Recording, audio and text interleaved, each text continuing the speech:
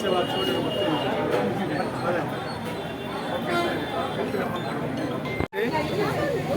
కుంచుమాంబ పండుగ మహోత్సవం ప్రతి ఏటా జరుగుతుంది. ఇది ఇప్పుడే కాదండి, కొన్ని 100 సంవత్సరాల క్రితం మా పూర్వీకుల నుంచి ఈ పండుగ జరుపుతున్నాము. సో అది అలాగా మేము కూడా మా దగ్గర మేము అంతా అలా కొనసాగిస్తున్నాము. మేము ఇక్కడ ఏంటంటే ప్రతి రాజకీయవేత్తలు తర్వాత వాళ్ళతో మేము సఖ్యతగా ఉంటాం. వాళ్ళు కూడా మాకు ఎప్పుడు కూడా ప్రతి ఒక్క సహాయ సహకారాలు మాకు అందిస్తున్నారు. మేము చేసింది ఇక్కడ నిస్వార్థమైన సేవ చేస్తున్నాము. ఈ అమ్మవారి సేవలో ముఖ్యంగా చాలా గొప్పదైన ఏంటంటే ప్రతి మంగళవారం అన్నదాన కార్యక్రమం చేస్తున్నామండి.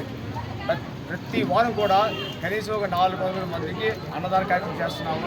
ఇలాగ చాలా సేవా కార్యక్రమం మేము చేస్తున్నాము.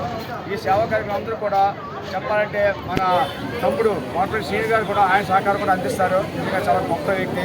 అంటే మా సంఘ సభ్యుడు అవ్వడం వల్ల మాకు చాలా ఆనందం. అయితే ఇంకా సేవా కార్యక్రమం చెప్పుకుంటూ వెళ్తే టైం చాలు, ఇంత ముగిస్తాను. సో మాకు ఈ అవకాశం ఇచ్చిన అందరికీ నమస్కారం అండి. కుంచుమాంబ అమ్మవారి పండుగ మహోత్సవం సందర్భంగా ఇక్కడ పరిపాలనలో ఉన్నటువంటి ప్రజానికందరూ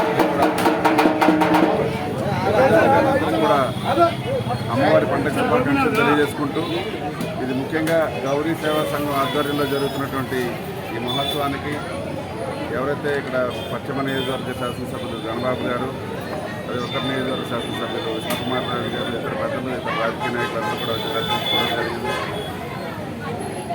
ప్రతి ఏటాలాగే గౌరీ సేవా సంఘం ఆధ్వర్యంలో ఏదైతే పాలకవర్గం ఆధ్వర్యంలో జరుగుతున్నటువంటి ఈ కార్యక్రమం మరిపాలెం చుట్టుపక్కల అంటే ఈ ప్రాంతంలోనే ఒక తలమానికంగా ఉన్నటువంటి ఇక్కడ సాంస్కృతిక కార్యక్రమాలు కానివ్వండి, ఇంకా ఇతర సేవా కార్యక్రమాలు కూడా ఈ సంఘం ద్వారా చేయటం చాలా అభినందనీయం. అదేవిధంగా ఇక్కడ ఈ మరిపాలెం అంతా సుభిక్షంగా ఉండడానికి మన గ్రామదేవత అయినటువంటి అమ్మవారి ఆశీస్సులు మండుగా ఉండడం వలన ఈ ప్రాంతం అంతా కూడా ఎటువంటి అనారోగ్యం అది లేకుండా ఆమె కాపాడుతారనేటువంటి నమ్మకం ప్రజల్లో ఉంది. ఆవిడ ఆశీస్సులు మండుగా ఇక్కడ ప్రజానికానికి అందరికీ ఉండాలని మనసారా తెలియజేస్తుంది.